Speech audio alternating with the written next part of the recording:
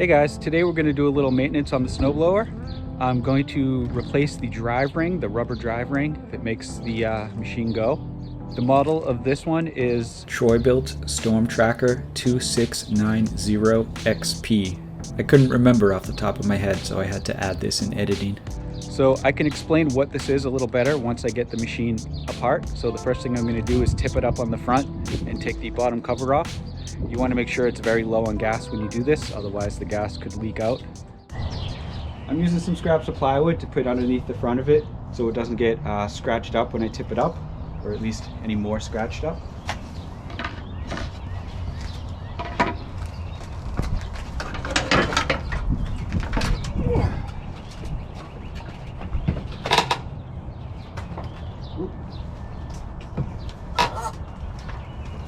Got to turn the chute.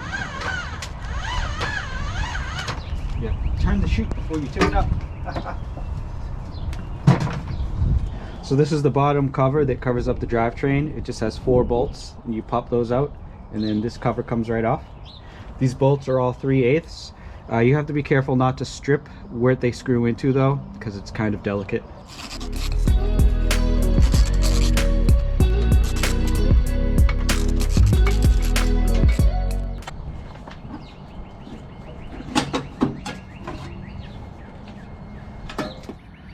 Okay, a quick crash course in snowblower drivetrains. This wheel is connected to the tracks. This disc is connected to the engine and also the augers. These are not touching right now, this and this. When you put it in gear, you're actually moving this side to side. And then when you put it in reverse, you're moving it past the other side. And then when you hit the drive lever to make it go, you're squishing these two together. So where this rubber one is touching the disc, that's your gear ratio, because the further out it is, the higher the gear, the closer to the center, the lower the gear, and then past center, it's in reverse. So right now it's in reverse. If it was in drive, it would be over here. So this unit is about 8 years old, and you could see the rubber wheels just starting to get chewed up a little bit. Oh yeah, you could really see it. So it's not a problem yet, but it's going to be a problem very soon. So I have to take this out and replace it before there's any problems. During normal maintenance, you would always want to grease up the gears here. Otherwise they'll rust together and they won't go very well. And it's good to grease up this shaft too, just so it makes shifting gears easier. Because like I said, you shift gears and this slides back and forth. It's very important to never get any lubricant on this piece of metal, because the rubber sits right on here and that's the interface. There's no gears that interlock to make this spin. It's just the rubber wheel on the smooth metal. So this part always has to be clean. So I usually put a paper plate in there or something like that, then spray if I'm spraying, or if it's a grease, I'll smear it with my finger and then pull it out. All right, so now we got to get to work, and that work is removing this so we can replace the rubber. So on the sides of the unit, each side has this box, and this box contains the braking mechanism. So you can, it's basically the power turning. You hit a lever and it locks this side of the wheels so the machine turns. So each one of these has 3 little bolts on it. So I'm going to take all those off so these boxes will pop off.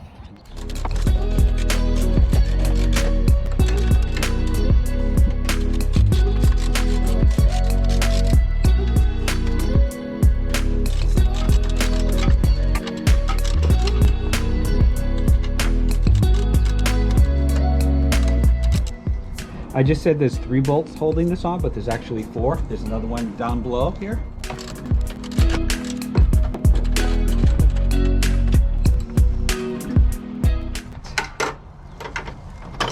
Now this part comes off.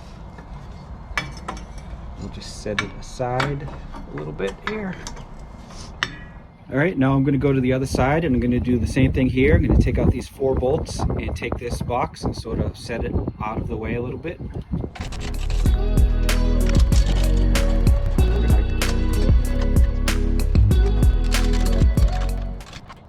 All right, the last bolt on the right side of the machine is really tough to get to. It's not this one, it's way down here. The tracked models have a lever that lets you adjust the height of the front of the machine, and that's this mechanism, and it's kind of in the way. So I'm gonna have to try to get at it from the bottom. Okay, looks like I can get at the bolt if I put the height lever all the way down, which in this view would be to the left, and then I can fit the socket wrench underneath it. This gear shift indicator also has 2 bolts, and you can remove it. I'm not removing it because I think I can do it this way. Okay, I'm gonna start taking off the bearings and stuff on the end of this little mini axle here. I'm gonna try to keep everything in order the way I take it off. So there's a C-clip holding these gears on. This is gonna be very hard for you to see, but there is a C-clip right here holding this mechanism onto the axle. So this is what I have to remove right now.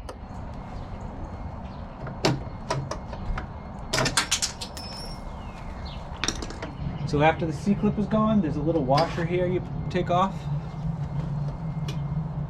Well, little washer. And again, keep everything in order. The wheel comes off.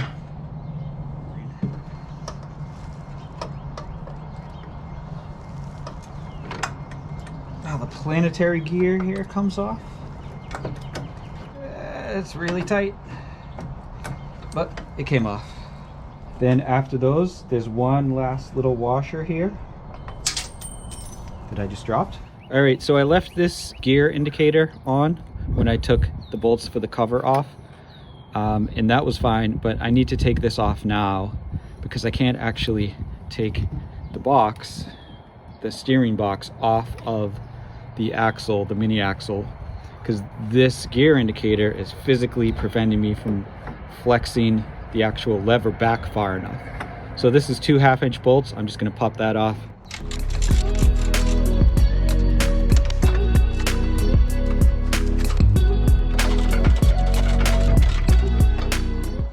Okay, with the gear indicator loose and removed, I can move the lever way out of the way. Now I can pop this box right off.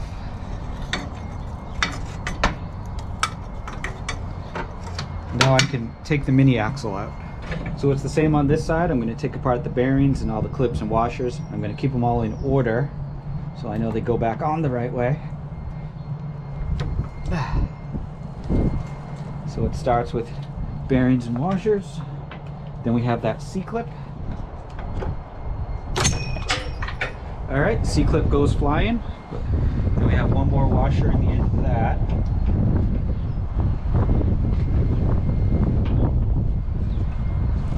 Take the gears off.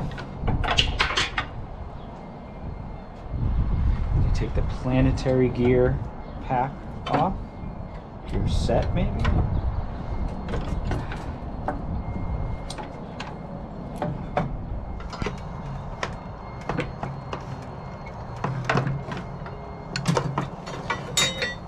All right, if you put the machine into a high gear, it moves the lever over. And now this is free to come right out. And then you get one last washer. And here you go. So this is the wheel. We're going to take this inside and replace the rubber and then come back out and reinstall it. So when this rubber wears out, you don't have to replace this entire mechanism. This comes apart and you can replace just the rubber, and it's a lot cheaper. So these are just 4 1/2-inch bolts. I'm going to unscrew those now.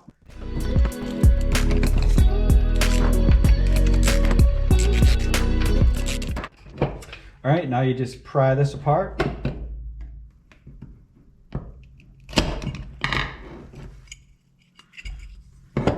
There you go. The rubber comes right out. New rubber goes right in.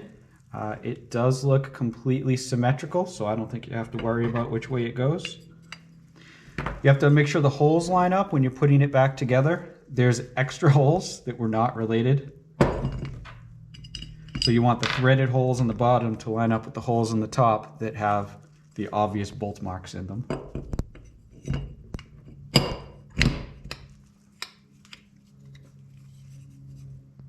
Okay, now I'm going to bolt it all back together.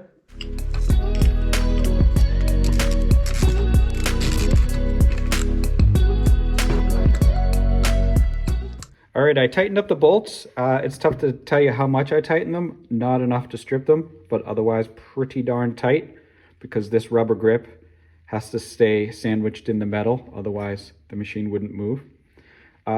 It's a little hard to see, but there's a lot more rubber above the lip now than there was before. Here, I'll show you a photo. So you can compare the old one to the new one. And yeah, it definitely needed to be replaced. It was chipping, but it was also worn really flat. I don't know how often you have to do this on average. Like I said earlier, this is 8 years old, the old one, and the machine itself. This is the first time I've ever replaced this piece. So I guess at least every 8 years. I suppose you could do it every 5 years because it's a nice round number. All right, now I'm gonna go back outside and put the machine back together. All right, now's the fun part of putting everything back together. This is extra greasy and dirty on my machine because this is one of the parts it's good to lubricate whenever you're doing your yearly service. It makes it much smoother to shift gears. But the downside is my hands are filthy.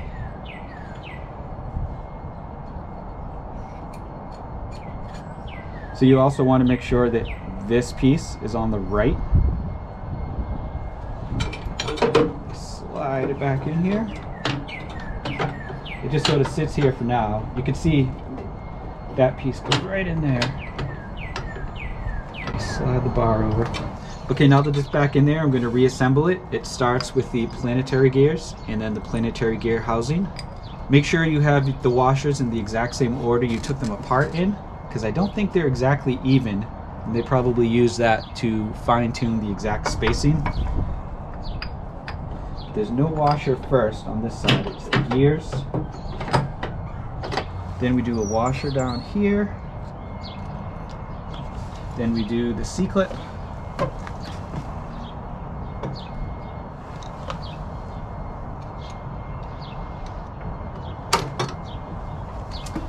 Always make sure the C-clip goes on right. That looks good. Next is a little bundle of washers and spacers. Then it's the bearing itself.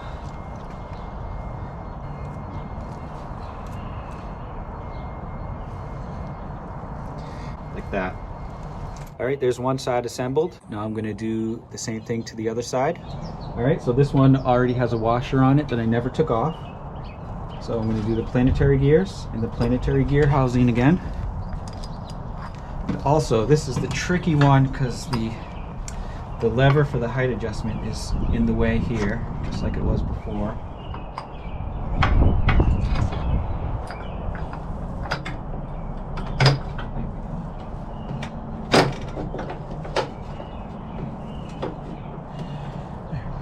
Washer. And then that C-clip. So you got to make sure that everything's pushed onto the axle as much as you can, because the C-clip is going into a little groove, and if it's not in the groove, it's not doing its job. Alright, so that's set in right, and I can see the little groove, so I'm going to put the C-clip on there.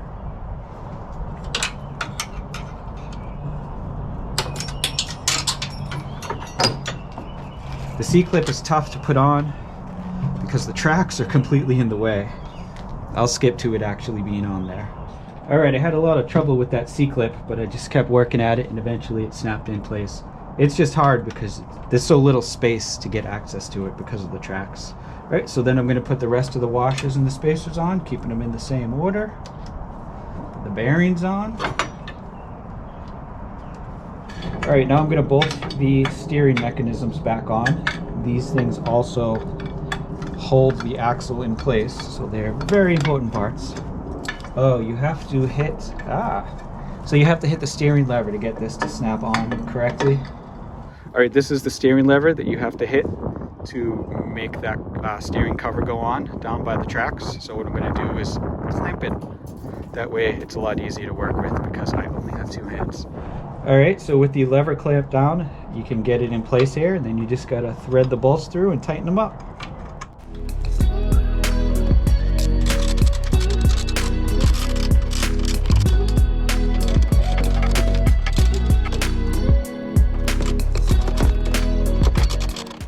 All All right, we got that side bolted up nice and tight, so we're going to do the same thing to the other side.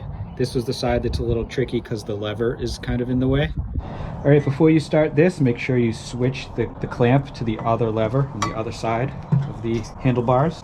I'm going to slide this in. Yeah, you really have to wrestle with this side.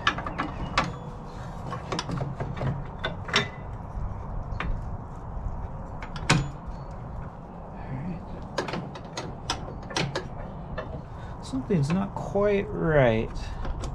There we go. There we go.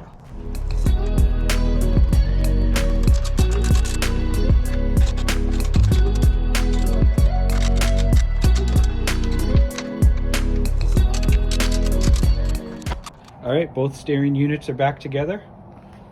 So now I just have to come over here and bolt on the shift lever. This isn't for the drive shifting, this is for the height adjustment shifting.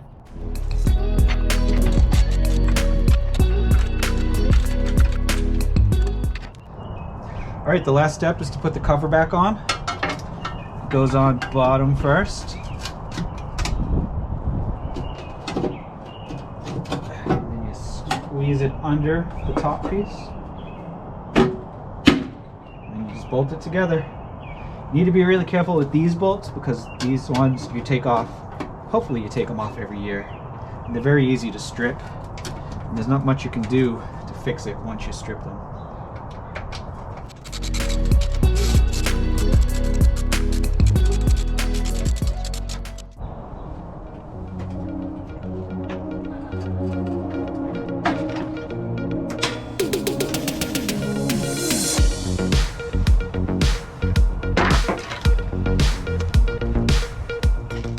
Okay, I let the machine sit for a few minutes so that all the oil gets back down to where the oil's supposed to be. Now I'm going to start it up and make sure it goes forward and back no problem, since we temporarily removed one of the drive shafts. So I'm just going to put it in gear and move it forward and back to make sure everything works good, and then the repair is complete. It's been 8 years on this one drive ring, and hopefully this new one lasts at least 5.